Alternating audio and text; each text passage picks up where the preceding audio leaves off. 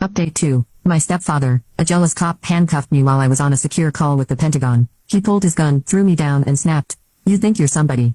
5 minutes later, 5 black SUVs stormed in. Because I'm a general. That evening, I returned to my room to find subtle signs someone had been there. My laptop was at a slightly different angle. Papers had been shifted. Nothing obvious enough to confront him about, but enough to send a clear message. He had been snooping. The next morning, I installed a basic lock on my door, citing work regulations. Richard was visibly agitated, but couldn't argue without admitting he intended to enter without permission. 3 days later, we had our first major confrontation. I was reviewing classified documents, when Richard knocked and immediately tried the handle, finding it locked. "Samantha, open this door immediately," he demanded. When I opened it, his face was flushed with anger. "What exactly are you hiding in here? Are you ashamed of your paper-pushing job, pretending to be more important than you are?" "I'm not pretending anything," I replied calmly. "My work requires confidentiality, that's all." "Your work," he scoffed. "Coordinating supply chains and filing reports. You act like you're running covert operations." I remained silent, which only irritated him more. "You know what I think," he continued. "I think the military has filled your head with self-importance. You come back here with your classified this and secure that, but at the end of the day you're just trying to seem special." My mother appeared in the hallway, distress evident on her face. "Please, both of you stop this." I took a deep breath. "I need to get back to work." "Of course you do," Richard said sarcastically. "The fate of the nation depends on it." As I closed the door, I heard him mutter, "She thinks she's somebody." That night, I called my commanding officer General Franklin to discuss the situation. "The environment may be compromising operational security," I explained. "My stepfather is actively trying to access information. Is he a security risk or just nosy?" Franklin asked directly.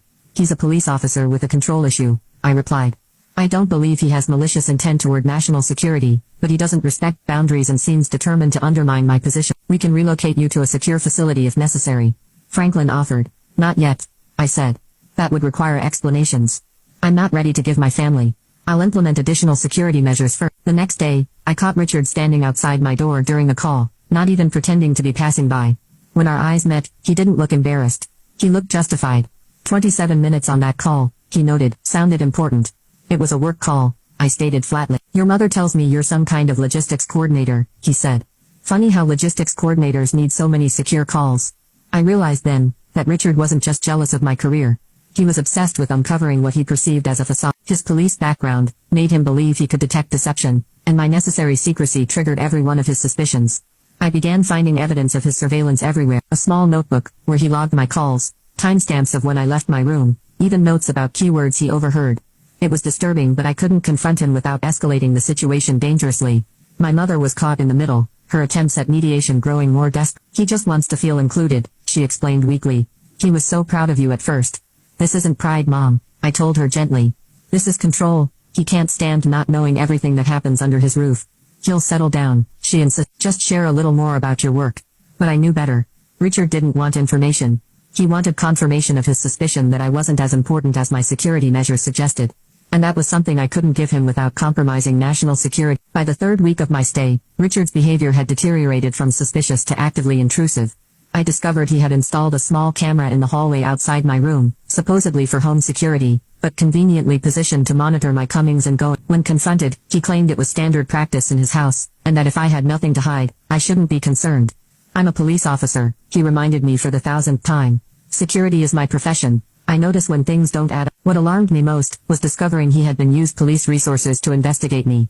A friendly colleague from his precinct mentioned during dinner that Richard had been running background checks on Sam's contacts. When I questioned him privately, he became defensive. "You're receiving suspicious calls at all hours," he justified, "meeting with people you won't introduce to the family. As the man of this house and an officer of the law, I have a responsibility to ensure no illegal activity is happening under my roof." "Those were work colleagues," I explained, maintaining my composure while internally seething. "And using police resources for personal investigations is an ethics violation." His eyes narrowed.